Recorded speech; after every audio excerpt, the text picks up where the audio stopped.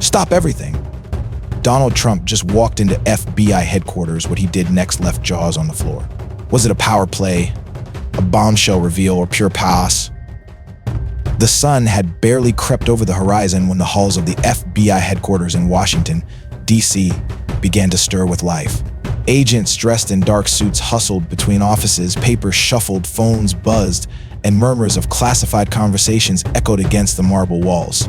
It was a day that began like any other until it wasn't. Without warning, the giant doors at the entrance of the building swung open with a deafening boom. Conversation stopped mid-sentence, footsteps froze, and eyes darted toward the entrance.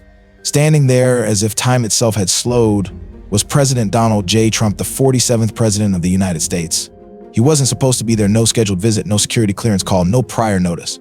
Yet, there he was, flanked by his Secret Service detail, his face unreadable but his eyes burning with purpose. Every person in that lobby felt it. The air grew thick, heavy with confusion and tension. Breathing felt like a risk, as the entire building seemed to hold its breath. Trump's voice cut through the silence like a blade. Lock the doors. A young agent, face pale, reached for his radio and stammered, "Sir." Before Trump repeated, "I said lock the doors." Chaos erupted as radios crackled to life and agents rushed to secure exits. Whispers rippled through the building like wildfire, questions swirling. Was this a national emergency? A security breach? Why was the president here unannounced? Striding forward, Trump's every step echoed, commanding attention as he spoke again. "I need every senior officer in the briefing room. Now." No one questioned him. They couldn't. Orders were relayed, doors flung open, and the top brass of the FBI found themselves summoned under unimaginable circumstances. In less than 10 minutes, the briefing hall filled with tension as leather chairs creaked under the weight of shifting bodies. Senior officials exchanged nervous glances, some straightening their ties while others clenched their fists under the table. Trump stood at the front, gripping the podium with white-knuckled hands. His gaze swept across the room, and the tension became suffocating. Leaning forward, his calm yet piercing voice shattered the stillness. "I have one question for you all. Who in this room actually deserves to be here?" A wave of discomfort rippled through the crowd and murmurs emerged before quickly dying out. Eyes darted across the table as people shifted uneasily in their seats. No one dared to speak, the weight of his question pressing down on them like a stone. "Too many people in this agency," Trump continued, "wear a badge they never earned. Too many hide behind titles while innocent Americans suffer, but not anymore." Color drained from faces as his words settled over the room like a heavy fog. Turning his gaze to his left, Trump locked eyes with a man seated at the end of the table. "Director Anderson," he said, his tone slicing through the air. The FBI director straightened his tie, throat bobbing as he swallowed hard. "Why, yes, Mr. President." Without breaking eye contact, Trump slammed a folder onto the table, the sound reverberating like a gunshot. Papers fanned out, names, dates, and evidence spread before them. "Tell me," Trump demanded, "how does a man with zero field experience become assistant director?" Anderson's face drained of color, and a heavy silence filled the room. A few agents exchanged furtive glances, knowing where this was headed. I can explain," Anderson stammered, but Trump's response was swift. "Answer me." His words cracked through the air, sharp as a whip. Anderson fumbled before finally uttering, "Sir, there are internal decisions that..." "Enough." Trump's voice was final, leaving no room for debate. He gestured to a Secret Service agent, and without hesitation, the man moved toward Anderson. "Escort him out," Trump ordered as gasps rippled through the room. Anderson's chair scraped loudly as he stood, panic flashing in his eyes. "Mr. President, please," Anderson protested, but the agent's grip tightened on his arm. The director of the FBI, once untouchable, was dragged out as reality settled over the room like a hammer blow. Trump turned back to the stunned officials, his gaze unwavering. "Let me be clear," he said, "this is not politics. This is justice." His words hung in the air like smoke as people shifted in their seats, the atmosphere growing heavier. "There are criminals in this room," Trump continued. "Men in suits instead of ski masks, and I will find every single one of them." A sharp intake of breath came from the back, and heads turned toward the source of the sound. Trump's next words sent chills down every spine. "We're going to war against corruption, and I don't care who I have to take down."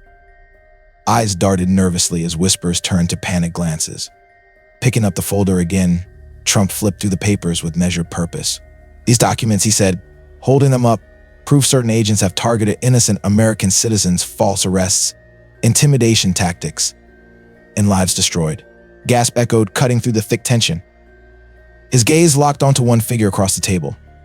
Agent Miller, Trump said, voice like a hammer dropping. Miller's face turned ghostly pale as he stammered, Sir, but Trump cut him off. You led a raid last month on Mark Martin, accused of espionage. Do you know where he is now? Miller's lips quivered as beads of sweat formed on his brow. I don't know, sir, he choked out. Trump's expression hardened like stone. He's dead, he stated, his voice cold enough to freeze the room. Silence fell so heavy it seemed to press the walls inward. He died in a holding cell, awaiting a trial that never came, Trump continued, steel lacing every word. Miller's body sagged under the weight of guilt as he whispered, Sir, I was following orders. Trump's gaze didn't waver. Whose orders? He demanded, voice sharp enough to cut glass. Desperation flickered in Miller's eyes as he looked around the room for support, but none came. Sweat trickled down his temple. And after a pause that stretched an eternity, he mumbled, Deputy Director Wilson. All eyes snapped toward Wilson, a man who had spent decades navigating the halls of power. Wilson didn't flinch. Instead, he leaned back and scoffed. That's ridiculous. Trump's stare didn't falter as he replied, You authorized the raid, didn't you? Wilson smirked, leaning into arrogance as a last defense. With all due respect, Mr. President, you have no authority to. Trump cut him off by slamming another document onto the table. This, he said, lifting the paper, is your signature. Color drained from Wilson's face as the smirk crumbled, replaced by cold dread. Trump stepped forward, closing the distance between them. Why, he demanded, voice low but lethal. Wilson clenched his jaw, a battle raging behind his eyes. Trump's voice cracked through the tension again. Why did you sign off on that raid? The room seemed to hold its breath as Wilson's lips parted, voice barely above a whisper. Because he knew too much. A collective gasp filled the room as reality crashed down. Panic flickered through the faces of those who had once been so confident. Trump's gaze burned with fury as he leaned closer, his words slow and deliberate. You didn't just authorize a raid, he said, you signed a death warrant. No one moved. No one spoke. History was unfolding and no one would ever forget this moment. The room exploded with murmurs, tension thick enough to choke on. President Trump's gaze hardened as he stared down Deputy Director Wilson. What did he know? Trump asked, his voice low but sharp as a blade. Wilson glanced at his trembling hands, then at the surrounding agents whose eyes bore into him. His shoulders slumped as he realized there was no escape. There's a network inside the Bureau, Wilson finally admitted, his voice a strained whisper. The room stilled, every heartbeat echoing in the heavy silence. A hidden group manipulating cases, framing innocent people. His words seemed to hang in the air, suffocating the agents who shifted uncomfortably. Wilson's voice wavered as he added, Mark Martin found out. He had proof. We had to silence him. Trump closed his eyes for a moment, absorbing the weight of the confession.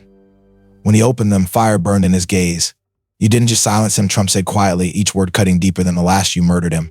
Wilson had no response, his lips parting only to fail at forming a defense. Trump turned to his Secret Service detail, voice unwavering, take him away. Tears glistened in the eyes of several agents as Wilson was led out in handcuffs, his face drained of color.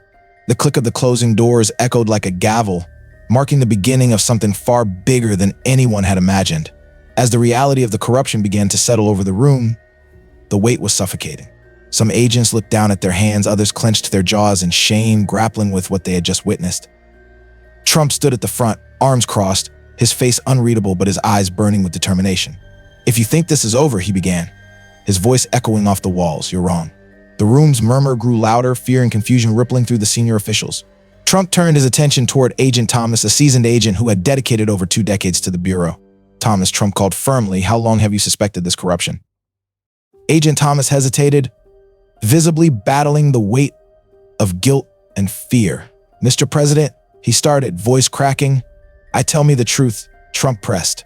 Thomas swallowed hard before finally admitting, a long time, sir. Trump's jaw clenched, and you said nothing. The question wasn't just for Thomas, it was for everyone in that room who had turned a blind eye. Tears welled up in Thomas's eyes as he struggled to meet Trump's gaze. I was afraid, he whispered. His voice broke as he added, they threatened my family. Mr. President, They said if I spoke out my wife and kids, Trump raised a hand, silencing him. For the first time, Thomas saw something unexpected. Trump's eyes glistened with emotion. Turning to his security team, Trump ordered, "Get his family under federal protection." Now, Thomas collapsed into his chair, overwhelmed with relief and guilt, tears falling freely. Trump's expression hardened again as he pulled out another folder, thicker, darker, more ominous than the last. "These," he said, flipping through the pages, "are reports of missing Americans." He paused, letting the gravity of his words sink in. Dozens of them. And guess what? He lifted his gaze to the crowd. Every single one had an FBI file attached before they disappeared. Gasps echoed across the room as agents exchanged horrified glances. "What are you suggesting, Mr. President?" a voice asked from the back. Trump didn't hesitate. "There's a group inside this bureau," he stated, voice steady, "not just corrupt officials. Something worse, a secret operation targeting innocent Americans, labeling them as threats, erasing them." A chilling silence followed his words, broken only by a tremor of disbelief. "That's not possible," an agent protested. Trump turned sharply to him. "Is it?" He shot back. "Because I just fired the second highest official in this building and none of you had a clue what he was up to." A heavy silence returned until Agent Malik, one of the Bureau's most senior agents, slowly rose to his feet. His hands shook, his face pale.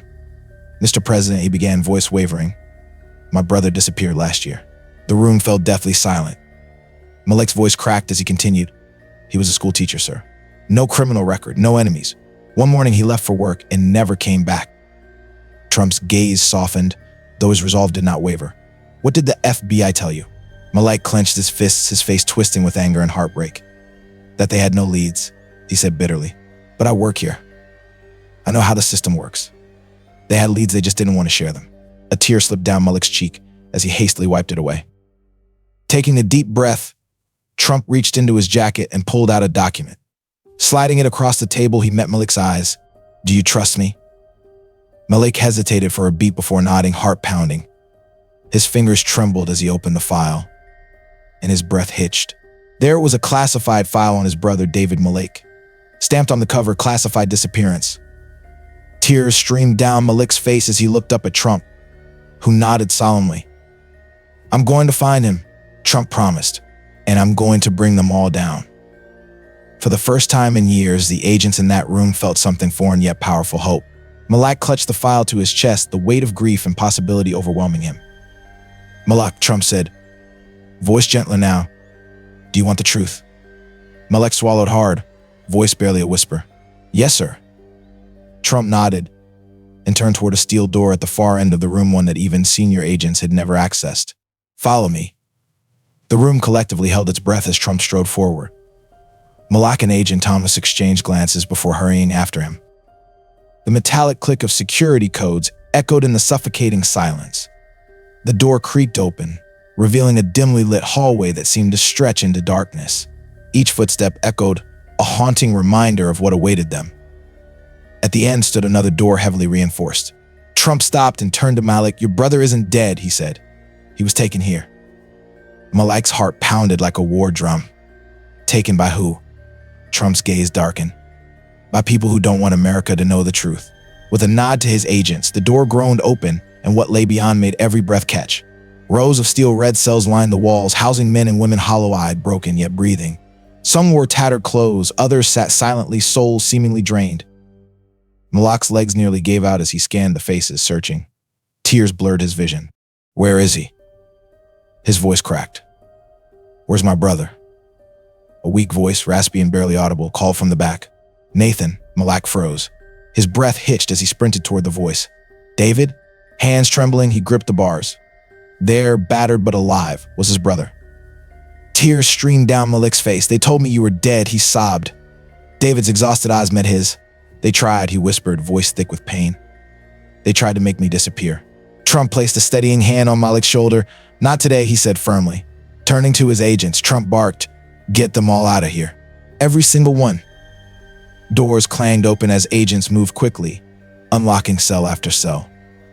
Prisoners once resigned to darkness saw light, saw hope. And as they emerged into the cool air above, the FBI building buzzed with whispers. Chaos swirled, the news spreading like wildfire. Something historic had happened. But deep down, everyone knew one thing for certain. This was only the beginning. If you find these stories inspiring and they motivate you to take action, please comment 9. If not, comment 0. Your feedback means a lot to us. Thank you for your valuable time. Trump stood at the entrance, his gaze steady as doctors and officials tended to the rescued men and women. His face was stone-cold serious, betraying none of the emotions swirling beneath the surface. Then, like a flood, the media arrived, cameras flashing, microphones thrust forward, and reporters shouting questions. "Mr. President." One called out as others clamored for answers, the air buzzing with the urgency of breaking news. President Trump uncovers secret FBI prison, news stations reported as they cut into regular programming. Trump stood tall, watching it all unfold. But his mind wasn't on the cameras, it was on what still needed to be done. He turned to Agent Thomas and Agent Malik, his tone sharp. "I need that list." Thomas hesitated, tension thick in the air. "Sir, what list?" Trump's expression hardened. "The names of the people responsible for this." A heavy silence followed. Malak's hands shook as he reached into his jacket, pulling out a small folded document. This is everyone involved, Mr. President," he said, voice tight with emotion. Trump unfolded the paper, his eyes scanning the names, his expression darkening with each one. 3 names leapt out, high-ranking officials still inside the building. One of them, the current FBI director. The realization hit the room like a thunderclap. Trump gripped the paper tighter, his voice a deadly whisper. They thought they could do this in the shadows. Without another word, he turned and strode back inside, determination radiating from every step. The fight wasn't over, it was just beginning. Agents scattered as Trump stormed through the halls of the FBI headquarters, his presence electrifying and undeniable. Conversations died, footsteps faltered. Everyone knew something monumental was happening. Inside the command room, 3 men sat at a table, pale and visibly shaken. They knew what was coming. Trump entered, silence falling like a heavy curtain. He placed the document on the table deliberately, his gaze unwavering. "Your names are on this list," he said calmly, but the undercurrent of anger was unmistakable. The FBI director shifted uncomfortably. "Mr. President," Trump slammed his fist on the table, the sound reverberating through the room. "Enough." The entire room flinched. "You sat here in your suits, pretending to serve the American people." Trump continued, his voice thick with rage, "while innocent men were locked in cages under your orders." The director's mouth opened, but no words came. Trump's voice cracked with emotion. "Do you know what I saw down there? Fathers who never got to see their children. Mothers torn from their families. Americans erased." Tears welled in the eyes of several agents, the weight of guilt crashing down on them. Trump leaned in, voice dropping to a chilling whisper. "It's over." Without hesitation, he turned to his Secret Service detail. "Arrest them." Now, the room erupted in gasps as the corrupt officials were handcuffed, disbelief etched on their faces. No one had ever dared to hold them accountable until now. For the first time, the building stood still in truth. Outside, the crowd's chants echoed through the walls. "USA, USA, USA." Agent Malik watched as the director, the man who had lied to his face for years, was dragged out of the building. Tears streamed down Malik's cheeks, a mix of relief and sorrow overwhelming him. Trump approached, placing a firm hand on his shoulder. "You did it," Trump said. Malik shook his head, voice breaking. "No, Mr. President, you did. If you hadn't come today, my brother would have died down there." Trump's expression softened, his eyes reflecting the gravity of the moment. "No more good people will suffer," he promised. Just then, a deafening roar erupted outside. Thousands of Americans had gathered, waving flags, holding signs, chanting louder than ever. Trump stepped onto the steps of FBI headquarters, surveying the sea of people. His voice rang out strong and clear. "We have taken the first step toward justice, but let me be clear, this is just the beginning." The crowd erupted in cheers, voices rising in a unified cry for justice. As the sun dipped behind the Washington skyline, history unfolded before their eyes. Families rushed to embrace the rescued men and women, mothers sobbing, fathers falling to their knees, overwhelmed with emotion. Agent Malik held his brother David tightly, their bodies trembling in shared relief. "I thought I'd lost you," Malik whispered. David, weak but alive, clutched him back. "You never did," he choked. Nearby, Agent Thomas wiped away tears as he called his wife. "They're safe," he whispered, voice breaking. Trump made sure they were safe. The president stood back, watching it all, the embraces, the tears, the raw, unfiltered joy. He had witnessed many things in his lifetime, but nothing like this.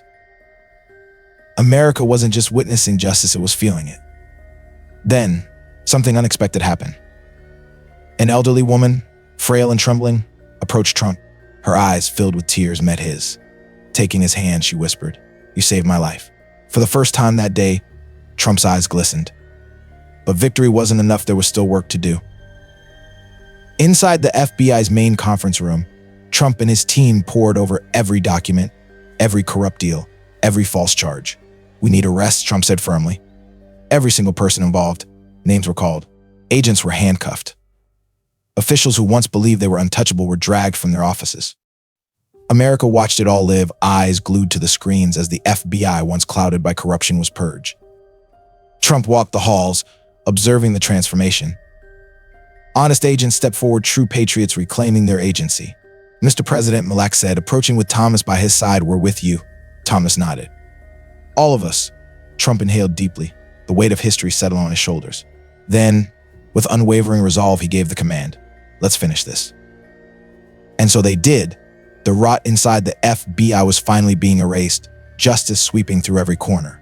Outside, the crowd had grown even larger, thousands standing shoulder to shoulder. Tears streamed down faces. Flags waved high. The American spirit, battered but unbroken, surged back to life. Trump stepped outside, raising his hand to the people. The crowd roared. Reporters pushed forward, microphones thrust out. "Mr. President, what do you say to those who doubted you?" Trump offered a small smile. "I don't blame them," he said. "The system was broken, but today we fixed it." Another reporter shouted, "What happens now?" Trump's gaze hardened. "We rebuild, we protect America, and we never let this happen again." The crowd erupted, cheers, tears, chants filling the air. Malik saluted, his voice steady. "America will never forget this day." Trump turned to the agents who had stood by him. "You stood up when it mattered most," he said. "And America will never forget you." Malik's eyes filled with tears. "We'll never forget you either, sir." As the American flag waved proudly above FBI headquarters, Trump looked out over the people, the families reunited, the citizens renewed in hope. This wasn't about politics. It wasn't about power. It was about the country he loved. And today, that country was free again. The fight against evil is never easy, but truth remains the most powerful weapon. This story reminds us that in any organization or society, when wrongdoing is concealed for too long, there will come a time when the light of justice breaks through the darkness. Courage is not the absence of fear, but standing up despite it. President Trump didn't just confront a corrupt system, he listened to voices that had been silenced for years. What made this moment extraordinary wasn't just the fall of those abusing power, but the restoration of trust and hope. One person can ignite hope, but when people rise together, that hope becomes an unstoppable wave of change. The image of reunited families, tears of joy, and overwhelming embraces serves as a testament that justice, though delayed, never forgets. The ultimate lesson for us all: never stay silent in the face of wrongdoing. Your courage may be someone else's salvation. When your conscience speaks, listen. When the opportunity arises to stand up for what's right, seize it. Because truth and justice are always worth fighting for.